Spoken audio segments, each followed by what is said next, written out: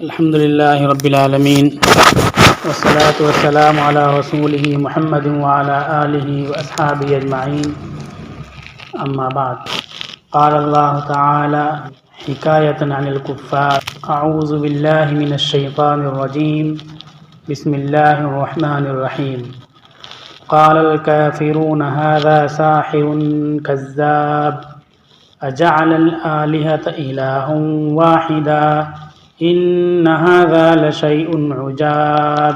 جب شیب ابی طالب سے نکل کر رسول اللہ صلی اللہ علیہ وسلم مکہ میں آئے اپنے گھر پہ دولت قدے پر، تو 25 قریشی سردار آپ کی خدمت میں حاضر ہوئے اور یہ کہنے لگے کہ یہ کام یہ بند کر دیں۔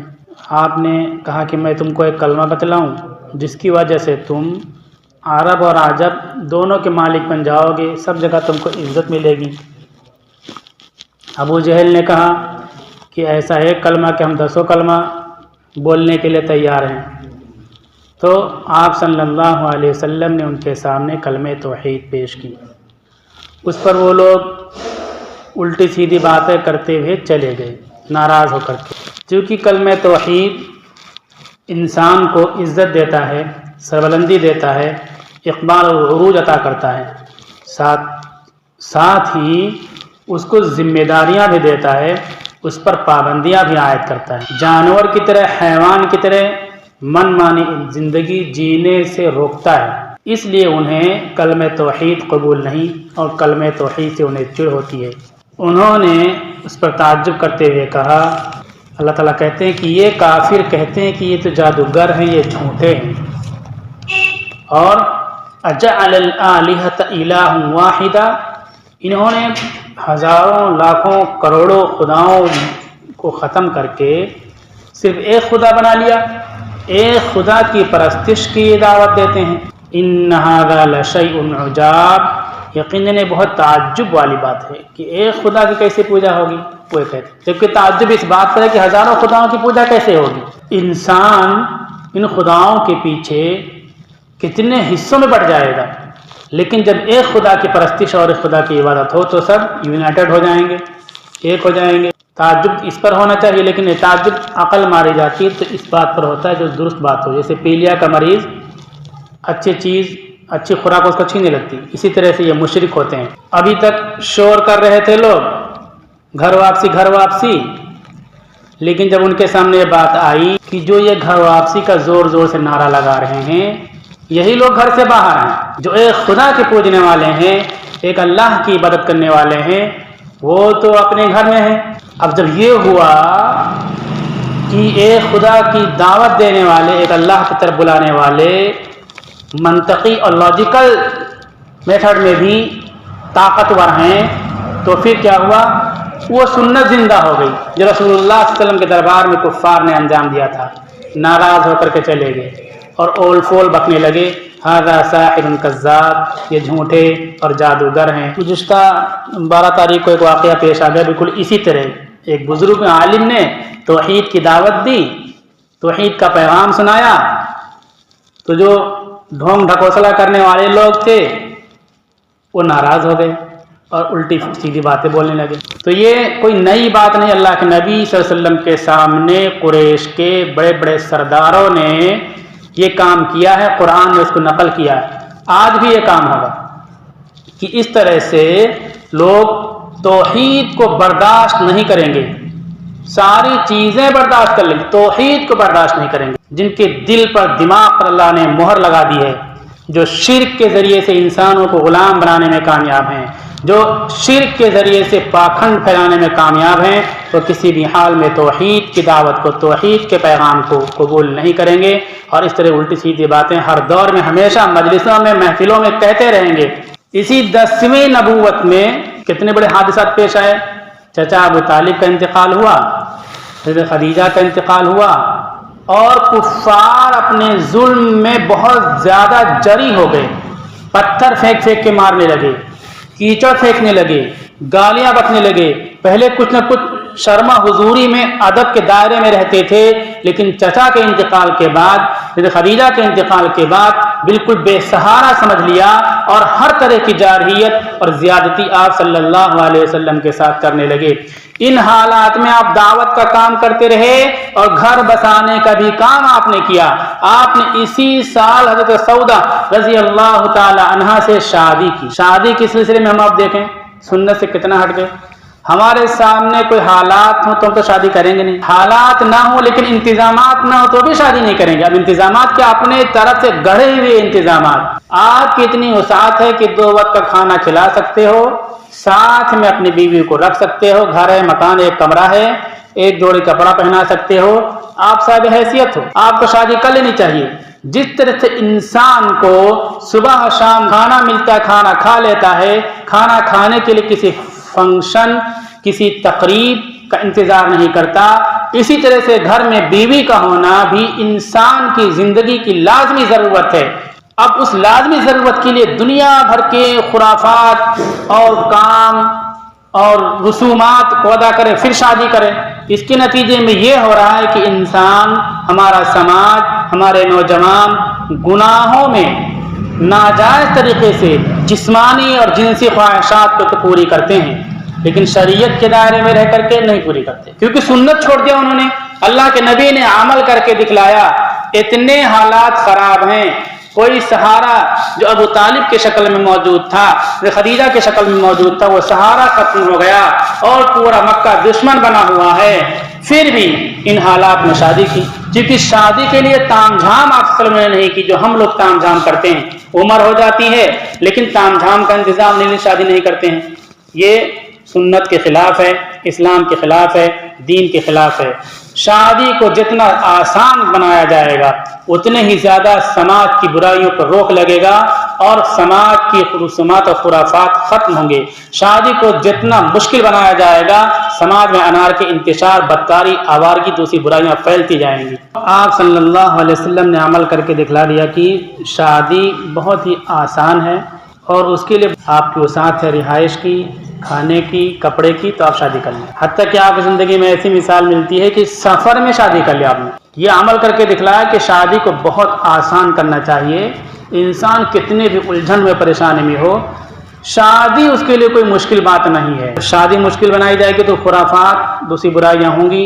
لیو ان ریلیشن شپ کتنی بری بات ہے، آوارگی، حیوانیت، انارکی، بے حیائی۔ شادی مشکل بنائے گی تو اس کا وہ راستہ کھولا ادھر دوسری طرف۔ آپ صلی اللہ علیہ وسلم مکہ کے لوگوں کے ظلم سے گویا مایوس ہو گئے تو باہر نکل کر کے طائف میں گئے توحید کا پیغام لے کر کے۔ وہاں کے سرداروں سے ملاقات کی، سرداروں نے نامناسب انداز میں آپ کے معاملہ کیا، اور یہی نہیں بلکہ کچھ لوگوں نے آپ کے پیچھے اوباش لڑکوں کو لگا دیا۔ لوگ پتھر مارتے تھے، جملے کستے تھے، الٹی سیدھی باتیں کہتے تھے۔ ہم اور آپ دیکھیں اور سوچیں آپ صلی اللہ علیہ وسلم کیوں پریشانی اٹھا رہے ہیں وہاں جا کر کے؟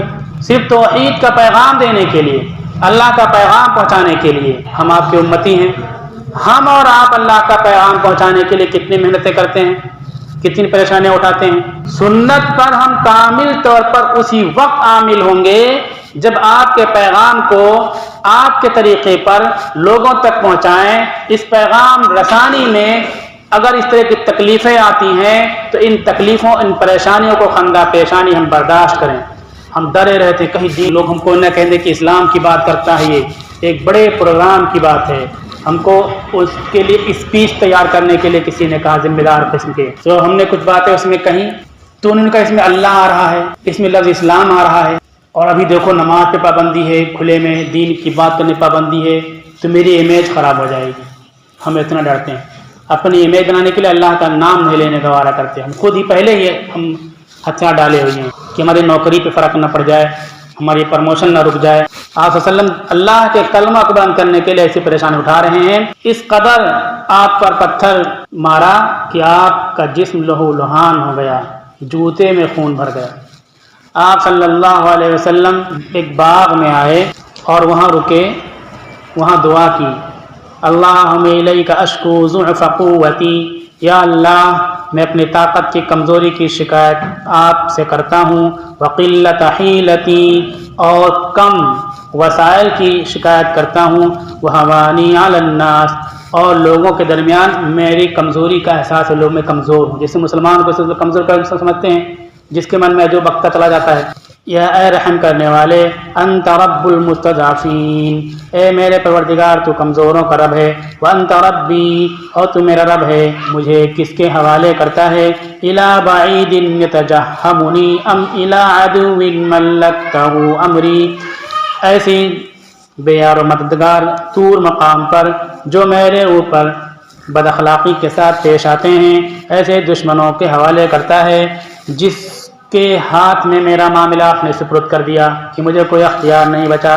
وَإِن لَّمْ يَكُن بِكَ عَلَيَّ غَضَبٌ، یہ سب جو حالات آ رہے ہیں اگر اس پر آپ ہم سے ناراض نہیں ہیں، فَلَا أُبَالِي، تو ان پریشانیوں کی مجھے کوئی فکر نہیں ہے، غیر ان عافیتک اوسع لی، یہ کہ آپ کی عافیت، بخشش، آپ کی نوازش ہمارے لیے بہت بڑی دولت ہے، یہ ساری پریشانیاں ہم کو کوئی ناگوار نہیں گزرتی ہیں، شرط یہ کہ آپ کی طرف سے ہم کو عافیت مل جائے، آپ کی رحمت ہم کو مل جائے بس۔ اعوذ بنور وجهک الذی اشرقت له الظلمات وصلح علیہ امر الدنیا والآخرہ، میں اس بات سے تیرے چہرے کے نور کے ذریعے سے پناہ لیتا ہوں جس کے ذریعے سے روشنیاں اندھیرے روشن ہوئے اور دنیا اور آخرت کے معاملے درست ہوتے ہیں، اس بات سے کہ تیرا میرے اوپر غضب نازل ہو جائے، یا تو او یحل علی سخطک، کہ تیری ناراضگی میرے اوپر اترے،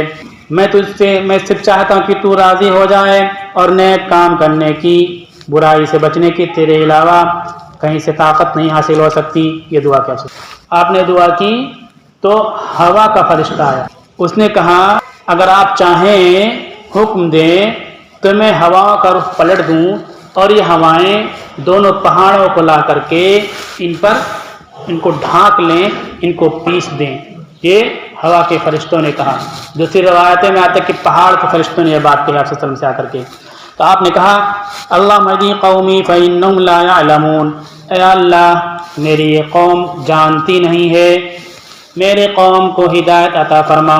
مقبولیت کا وقت تھا، دعا کی قبولیت کا وقت تھا، عذاب مانگ سکتے تھے آپ صلی اللہ علیہ وسلم، اور عذاب کے فرشتے بھی کھڑے تھے، عذاب کے فرشتے اعلان کر رہے تھے کہ آپ اجازت دیجیے اگر آپ چاہیں تو ہم اس بستی کو ویران کر دیں، لیکن آپ نے وہاں دعا فرمائی اللہم اہدی قومی فإنہم لا یعلمون، اے اللہ میری قوم کو ہدایت دے دے کیونکہ یہ لوگ نہیں جانتے ہیں۔ ہم اور آپ دیکھیں کہ ہمارے ساتھ زیادتی ہوتی ہے، یہ حالات پیش آتے ہیں، ہم ان لوگوں کے لیے اللہ سے کتنی ہدایت کی دعائیں کرتے ہیں، سنت سے کتنا ہٹ گئے۔ حالات کا مقابلہ کرنا، ہر طرح مقابلہ کرنا ہے، لیکن ساتھ میں ہم کو سنت میں جو رہنمائی ملتی ہے ان کی ہدایت کے لیے فکر کرنا، دعائیں کرنا، ہم کو وہ بھی کرنا چاہیے۔ اس سلسلے میں ہم سے برابر کوتاہی ہوتی ہے۔ اس باغ میں آپ صلی اللہ علیہ وسلم بیٹھے ہوئے تھے تو باغ کے جو مالک تھے انہوں نے اپنے غلام عداس کو بھیجا، وہ عداس آئے کچھ انگور وغیرہ لے کر کے، رسول اللہ صلی اللہ علیہ وسلم انگور کھانے سے پہلے بسم اللہ الرحمن الرحیم پڑھا تھا۔ رسول اللہ صلی اللہ علیہ وسلم نے غلام کے ساتھ بھی بہت ہی محبت کے ساتھ گفتگو کی۔ جب ہم غلام لفظ بولتے ہیں تو اس کا پورا ڈیفینیشن ہم کو معلوم ہونا چاہیے۔ ڈیفینیشن اور پریبھاشا بتاؤں گا تو بات طویل ہو جائے گی۔ اس وقت جو یہ گندگی صاف کرتے ہیں ہمارے بھائی، جنہیں لوگ بھنگی اور چمار کہتے ہیں، یہ ہمارے بھائی ہیں، آدم حضرت کی ایک ماں باپ کے اولاد ہیں۔ ہم نے دوسروں سے متاثر ہو کر کے ان کو اپنے سے دور کر دیا۔ ہم نے خواجہ اجمیری رحمۃ اللہ علیہ کا واقعہ سنایا تھا، اس زمانے میں جب اپنے گلوں میں ہانڈی باندھا کرتے تھے یہ لوگ، ان کے سائے کو ناپاک لوگ سمجھتے تھے۔ حضرت خواجہ اجمیری رحمۃ اللہ علیہ ان کے ساتھ کھانا کھاتے تھے، دسترخوان پر ایک پیالے ایک پلیٹ میں کھانا کھاتے تھے۔ اتنے بڑے اللہ کے ولی جن کا ہم نام لیتے ہیں، نام لینا ہدایت کا ذریعہ سمجھتے ہیں، لیکن ہم ان کے بھی طریقے سے ہٹ گئے، اللہ کے نبی کے طریقے سے بھی ہٹ گئے۔ یہ غلام تھے، ان جسے بھنگی اور چمار کہتے ہیں ان سے بھی زیادہ حقیر سمجھے جاتے تھے یہ لوگ۔ یہ آتے ہیں آپ صلی اللہ علیہ وسلم کے پاس انگور لے کر کے، تو آپ اخلاق و محبت کے ساتھ بات کرتے ہیں، وطن پوچھتے تو وطن بتاتے ہیں، تو کہتے ارے ہمارے بھائی یونس ابن صالح کے علاقے سے تم ہو، وہ ہمارے بھائی ہیں۔ وہ سمجھ گئے کہ یہاں تو یونس ابن صالح کی تو کوئی بات نہیں جانتا، اور انگور کھانے سے پہلے بسم اللہ الرحمن الرحیم پڑھا تھا۔ ہم شرم کرتے ہیں اسلامی تہذیب و تمدن اور کلچر کو ظاہر کرنے میں۔ آپ نے بسم اللہ پڑھا، غلام نے بسم اللہ سننے کے بعد بتایا کہ وہ اللہ کے نبی تھے، اس لیے میرے بھائی ہیں، میں بھی اللہ کا نبی ہوں، تو نبوت میں دونوں شریک ہیں، دونوں بھائی ہیں. انہوں نے کہا یہاں کوئی اس بات کو نہیں جانتا ہے، بسم اللہ کو نہیں جانتا ہے، یہ جو بات کہہ رہے ہو یہ توریت میں موجود ہے، پہلی کتابوں میں موجود ہے. اسی وقت فوراً اس غلام نے کلمہ پڑھ لیا. حضرت عباس نے رسول اللہ صلی اللہ علیہ وسلم کے پاس، ہم کمزوروں کو دور کے رہتے ہیں، یہ سنت کے خلاف ہے، شریعت کے خلاف ہے. یہ سے ایک بات اور معلوم ہوئی، 70 سالوں سے بلکہ اور پہلے سے ہم بڑی برادریوں بڑے لوگوں کے ساتھ رہتے ہیں کہ اسلام کو طاقت ملے گی، مسلمانوں کو طاقت ملے گی، اور جتنے یہ بابا لال پیلا پہن کر کے آتے ہیں سب ایک طرف سے ہمیشہ مسلمانوں کو دھوکہ دیتے ڈستے رہے ہیں. کمزوروں کو دیکھتے نہیں سنت کے مطابق. سنت یہ کہ بڑوں سے بھی بات ہوگی، بڑوں کے سامنے اسلام پیش کیا جائے گا، اور کمزوروں کے ساتھ کھا پی کر کے اٹھ بیٹھ کر کے رہن سہن کے ساتھ اسلام کی دعوت دی جائے گی، اسلام بتایا جائے گا. جتنی محنت ہم ان لال پیلے لوگوں، نیتاؤں اور بڑے مذہبی مقتداؤں کے ساتھ کرتے ہیں اتنی ہمدردی کمزوروں کے ساتھ کریں تو اسلام کو انقلابی شکل میں مدد مل جائے. پھر انہوں نے کلمہ پڑھ لیا. آپ جب لوٹنے لگے تو راستے میں جناتوں نے کلمہ پڑھا. نخلا میں آپ صلی اللہ علیہ وسلم نماز پڑھا رہے تھے، سورہ الرحمن کی تلاوت کرتے. سورہ الرحمن سے نصیبین علاقے کے پورے قافلے نے اسلام قبول کر لیا اسی نبوت کے 10ویں سال. پھر مکہ میں انٹری کرنے سے پہلے حضرت زید جو ساتھ میں تھے انہوں نے کہا کہ آپ کے ساتھ مکہ میں زیادتی ہو سکتی ہے، کسی کا وہ ضمانت لے لو. تو مختلف سرداروں سے کہا، کسی نے نہیں لیا ذمہ داری. ابن عادی نے ذمہ داری لے کر کے وہاں آئے. پھر اسی سال حج کا موقع تھا، لوگوں نے طفیل دوسی رضی اللہ عنہ کو بہکایا کہ وہ جادوگر ہیں، دھرم پرورتن کرا دیں گے، ان کی بات میں سننا. وہ کہتے ہیں کہ میں نے اپنے کان میں روئی ڈال لیا تھا تاکہ محمد کی آواز میرے کان میں نہ پڑے. ایک مرتبہ گزر رہا تھا کعبے کے پاس، نماز پڑھ رہے تھے، قرآن کی تلاوت کر رہے تھے، میرے کان میں آواز پڑ گئی، میں نے فوراً کلمہ پڑھا. پھر اپنے قبیلے کے ساتھ اسلام میں داخل ہو گئے. حالات کیسے بھی نہ موافق ہوں، ہم اپنا دعوتی فرض ادا کرتے رہیں، اللہ کا کلمہ بولتے رہیں، اللہ کا کلام لوگوں کو سناتے رہیں. ایسے راستوں سے اللہ تعالیٰ فتوحات کے دروازے کھولیں گے جن کا ہم تصور نہیں کر سکتے. اللہ تعالیٰ کو عمل کی توفیق عطا فرمائے.